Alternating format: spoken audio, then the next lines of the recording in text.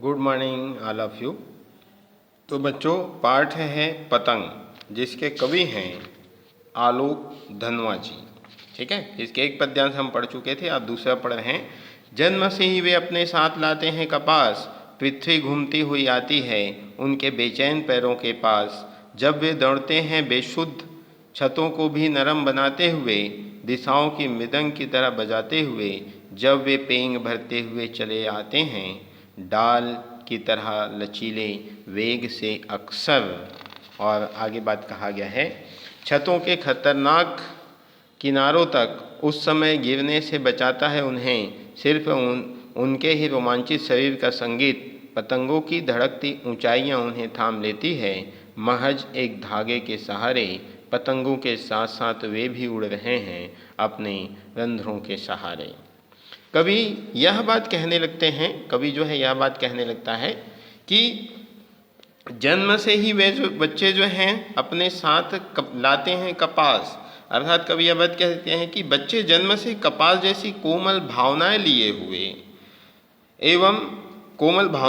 हुए एवं लचीला शरीर लेकर आते हैं। लचीला शरीर लेकर उनका आगमन होता है।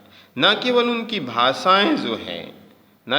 भाषाएं जो है श्वेत अर्थात स्वच्छ होता है, पवित्र होता है, एवं भाषाएं श्वेत यानी स्वच्छ, पवित्र एवं कोमल होती है, बल्कि उनकी शारीरिक सक्रियता भी देखते ही बनती है। अर्थात आप क्या कह सकते हो कि बच्चे केवल भावनाओं से ही स्वच्छ नहीं होते हैं, बल्कि उनकी शारीरिक सक्रियता भी देखते ही बनती है।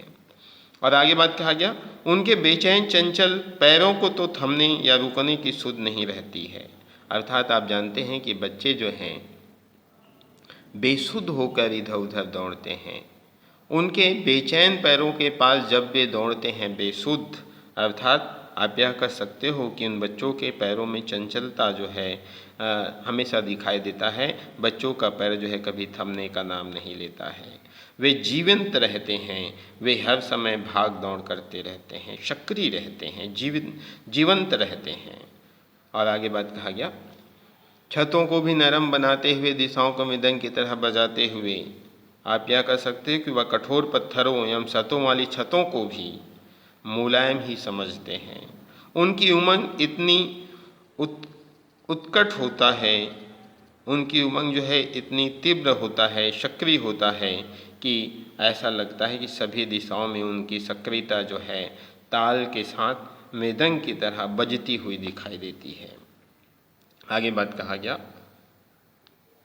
जब वे पेंग भरते हुए चले आते हैं डाल की तरह लचीले वेग से अक्सर। बच्चे इतने उत्साहित होते हैं कि वे दिशाओं को अपनी बोलियों से मृदंग की भांति झंकृत कर रहे हैं और कपायमान कर देते हैं। कोमल और लचीला शरीर लिए जब वे बच्चे जो हैं इधर उधर दौड़ने लगते हैं तो ऐसे लगते हैं कि मानो उनके झूले के पैंग की भांति प्रतीत होते हैं। बच्चे दौड़ते हैं तो वे ऐसे लगते हैं कि मानो पैंग की भांति दिखाई देते हैं। अर्थात आप यह कह सकते हो कि जिस प्रकार पतंग के डोर के सहारे जो है, पतंग जो है डोर के सहारे जो है आकाश में उड़ने लगता है, आकाश में उड़ता हुआ दिखाई देता है, वैसे ठीक वैसे ही बच्चे भी अपने रोमांच के साथ पतंग के साथ साथ उड़ते हुए दिखाई देते हैं। आप जानते हैं बच्चे जब पतंग उड़ाते हैं तो ऐसा लगता है कि बच्चे भी अपने पतंग के साथ उड़ रहे हों, उनकी इच्छाएं जो है उड़ रहे हों, ऐसा प्रतीत होता है। आपने देखा होगा छतों के खतरनाक किनारों तक उस समय गिरने से बचाता है उन्हें। आप लोगों ने देखा होगा कि पतंग उड़ाते उड़ाते इतने निश्चिंत हो जाते हैं बच्चे जो हैं कि वो खतरनाक किनारों पर भी खड़ा होकर रोमांच महसूस करते हैं, आनंद महसूस करते हैं, पतंग के साथ साथ उड़ते हुए दिखाई देते हैं। और यह भी बात कहते हैं कि ऐसे छतों के किनारे पहुंच जाते हैं जहां से गिरकर वह जो है चोटिल हो जाते हैं। पतंगों की धड़कती उस समय गिरने से बचाता उन्हें सिर्फ उनके ही रोमांचित शरीर का संगीत। पतंग की धड़कती ऊंचाई उन्हें थाम लेती है और ऐसा लगता है कि मानो निर्भीकता के साथ वह निर्भय पूर्वक उछलकर सुनहरे सूर्य को छू लेना चाहते हैं। ऐसा प्रतीत होता है, ऐसा दिखाई देता है। तो आज के लिए इतना ही, धन्यवाद।